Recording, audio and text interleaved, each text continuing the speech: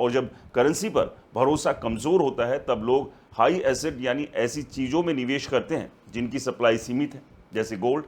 यही कारण है कि पिछले कुछ सालों में गोल्ड ETF, फिजिकल गोल्ड और सेंट्रल बैंक रिजर्व में ज़बरदस्त तेज़ी देखने को मिली।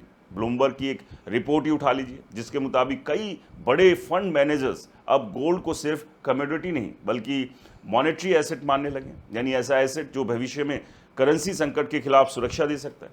और दोस्तों, यहाँ एक और बड़ी बात समझिए, आज दुनिया में जितना पैसा घूम रहा है उसके मुकाबले गोल्ड की सप्लाई बहुत सीमित है।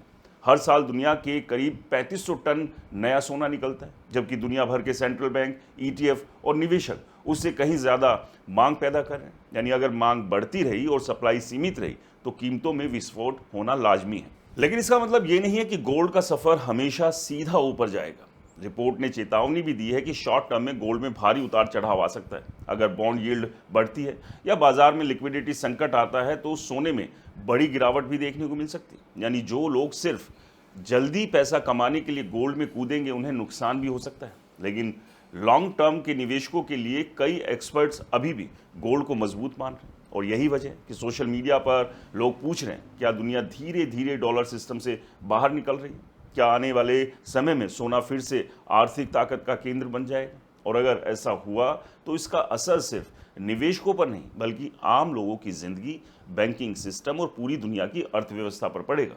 लेकिन दोस्तों, असली सवाल अभी बाकी है। अगर दुनिया का भरोसा डॉलर से हट रहा है तो आखिर दुनिया को इस स्थिति तक पहुंचाया किसने? और क्या बढ़ता ग्लोबल कर्ज आने वाले समय में सबसे बड़ा आर्थिक धमाका?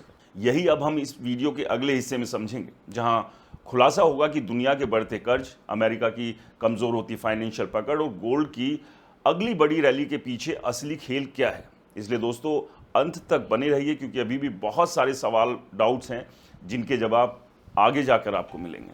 तो दोस्तों, दुनिया इस समय एक ऐसे आर्थिक ज्वालामुखी पर बैठी हुई है जिसका धमाका अगर हुआ तो सिर्फ शेयर बाजार नहीं बल्कि आपकी बचत, आपकी सैलरी, आपकी करेंसी और आपके घर के खर्च तक सब कुछ हिल सकते हैं। और इसी डर की वजह से पूरी दुनिया में सोने की तरफ भागम भाग मची हुई, क्योंकि आज सबसे बड़ा सवाल यही है कि आखिर ऐसा क्या हो गया कि दुनिया के बड़े निवेशक, सेंट्रल बैंक और अरबपति अचानक गोल्ड को लेकर इतने बुलिश हो गए।